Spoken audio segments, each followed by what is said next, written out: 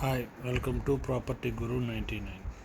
ఈరోజు మనం విజయవాడ సిటీలోని మొఘల్ రాజపురం ఏరియాలో నార్త్ ఫేసు 40 ఫీట్ రోడ్తో 185 గజాల్లో పార్కింగ్, గ్రౌండ్ ఫస్ట్ సెకండ్ ఉన్న బిల్డింగ్ చూస్తున్నామండి. టోటల్ 5,000 ఎస్ఎఫ్టీ కన్స్ట్రక్షన్ ఉందండి.